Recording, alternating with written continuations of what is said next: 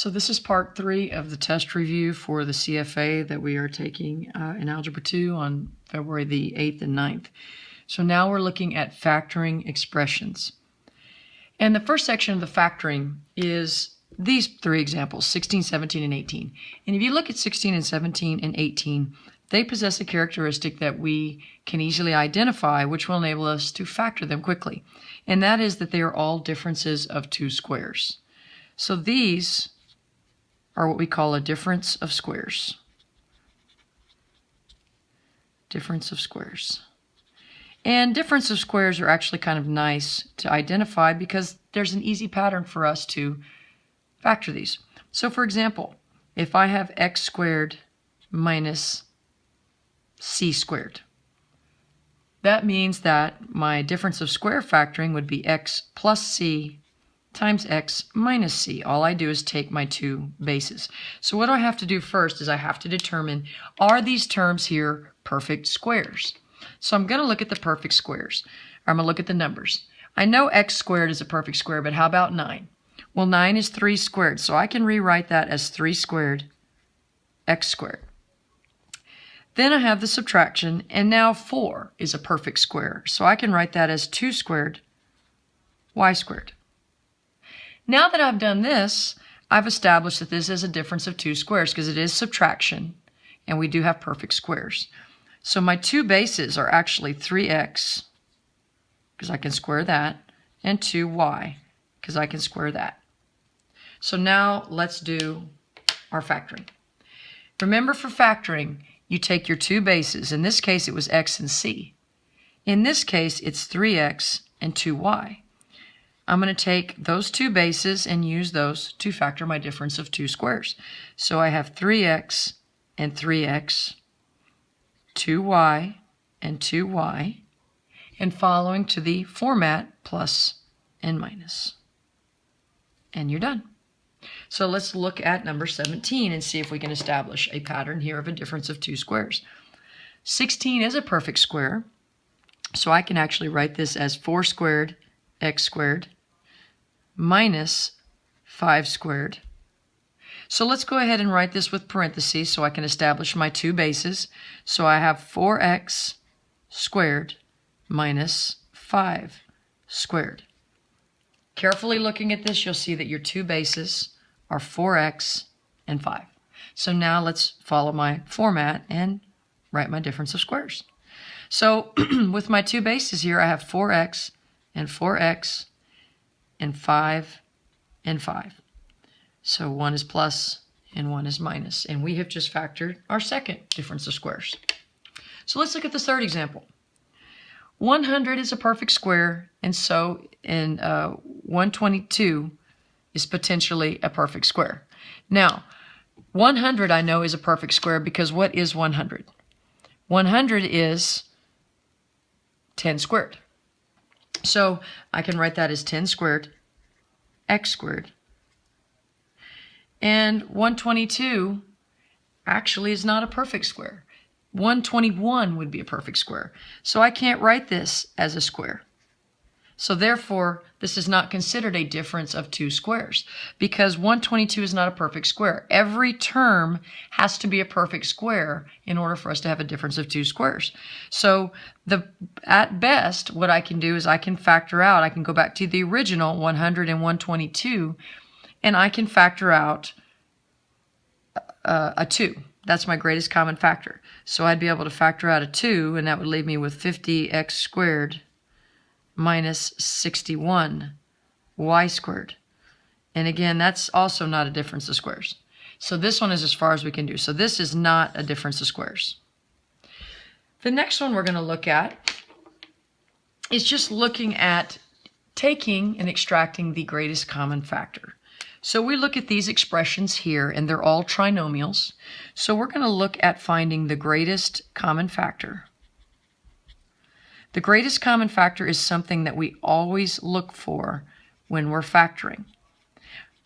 So I want to see, is there anything that is common to all of these terms? And it has to be in every single term.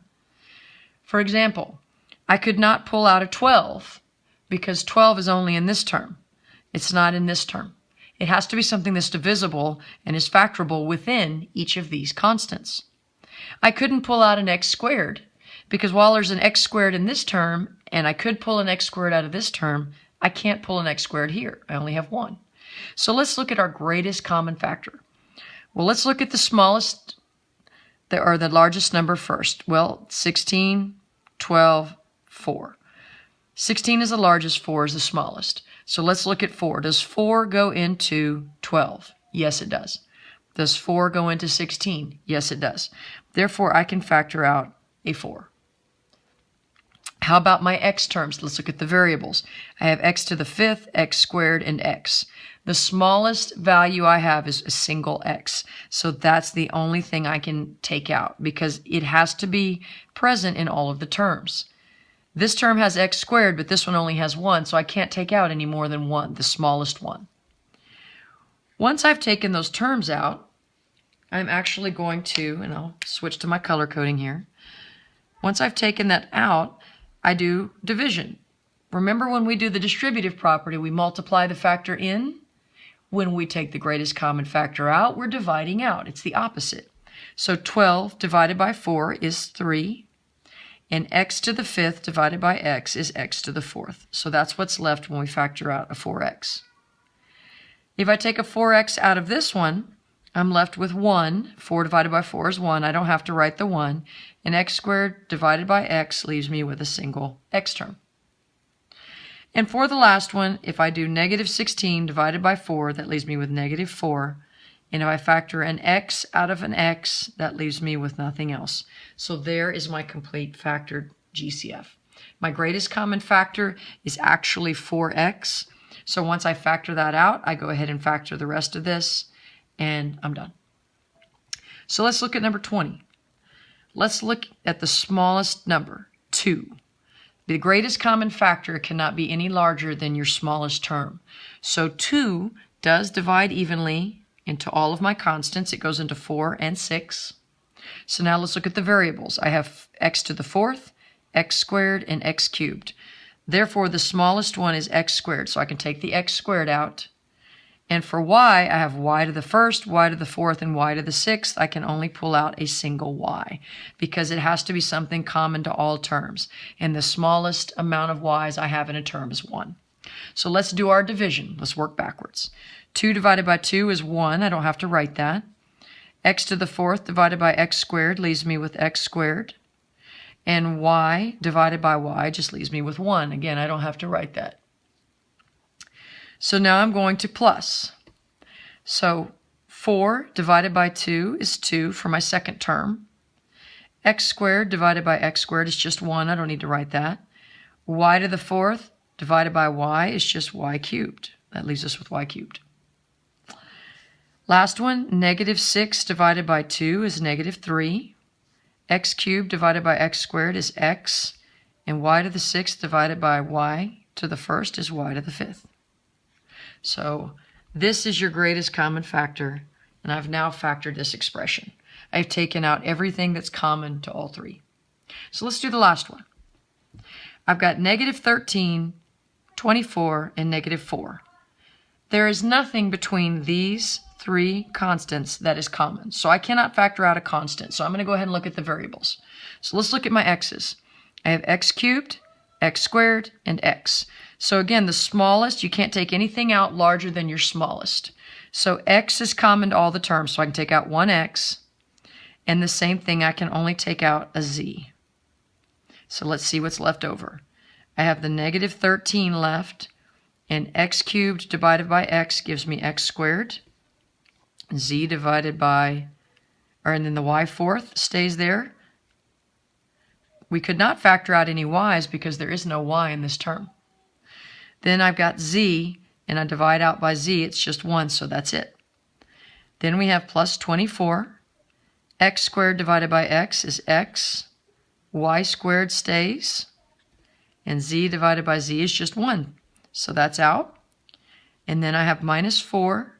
And then I have x divided by x and z divided by z, which is 1, and I don't have to write that. So I am finished. So that is the greatest common factor between these two. So let's move on down here now to factoring trinomials. When we factor trinomials, we use what we call MF-DARM. In MF-DARM is multiply A times C, factor, divide by A, reduce, and move. So let's do our first step. I'm going to multiply A times C. Now, before I actually do this, I need to see if there's any common factors I can pull. And I can't. There is no common factor between 3, 2, and 5. I can't factor anything out, so I'm going to go straight to MF-DARM. A times C is 15. So I'm going to factor that 15. 15 and 1, 5 and 3. Those are pretty much my only factors. So we're going to look at the C term, which is minus, and so that means we're going to subtract these. So 15 minus 1 is 14. 5 minus 3 is 2. We're looking for two factors here that give us a difference of 2, which is our middle term. And here they are right here, 5 and 3. So I'm going to put a couple of binomials here. And I've got 5 and I've got 3. Now, since my center term is a negative, that means my larger factor has to be negative. And since my C term is negative, that means if one's negative, the other has to be positive. I'm not done yet, though. I multiplied A times C, and I factored. My next step is going to be to divide by A. So my A term is 3, so what I'm going to do is I'm going to divide each of these by the A term. Once I've done that, my next step is going to be the R, which is reduce. So let's reduce. I can't reduce 5 over 3, but I can reduce 3 over 3. So that becomes x plus 1. 5 divided by 3 I cannot reduce. Therefore, I have to go to the last step, which is to move. So I'm going to move the 3 in front of the x to give me my final factor. So here is my final answer using MF-DARM. 3x minus 5 times x plus 1. So let's move on to the next one. Again, let's look and see if we have anything we can factor out. Between 2, 3, and 9, we don't. So I'm going to go ahead, multiply A times C. So 2 times 9 is 18. Let's factor 18 and 1, 9 and 2, 6 and 3. So I'm going to look at the sign of my C term, which is negative, so I'm going to be subtracting these. So I've got 17, 7, and 3, and I'm looking for these that will give me a value of 3, which is 6 and 3. So I'm going to write my binomials. I have x and 6 and x and 3.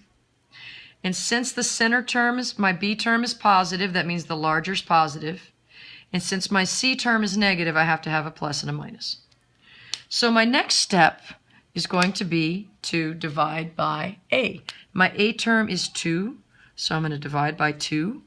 And then I'm going to reduce. So I'm going to reduce. 6 over 2 I can reduce to 3, but I cannot reduce 3 over 2. So I'm going to go to my last step, which is to move. I'm going to move the 2 in front, and I've got 2x minus 3. So there are the two factors for this expression. And quickly, because we're running out of time, we'll do the last one. Again, I have no common factors here, so I'm going to multiply. A times C, 5 times 12 is 60. So I'm looking for two factors of 60 that give me 19. I have 60 and 1, 30 and 2, 20 and 3, 15 and 4. That looks like that's going to be a winner. So we're going to use that one. If you're not sure, you can always factor them all out, but I'm trying to save time here. Because this is positive, we're going to be adding these. So that's 61, that's 32, that's 23, and that's 19. So we're looking for the ones that give us 19. So I have x and 15, x and 4. And since everything is positive, it's plus, plus. Next thing I'm going to do is I'm going to divide. So I'm going to divide by A, which is 5. Divide by A, which is 5. I can reduce this here. Reduce is next. So x plus 3. I can't reduce this one, so I'm going to need to move it. So I'm going to move the 5 in front, and that gives me 5x plus 4, and we are done. And that is how to factor using MF-DARM.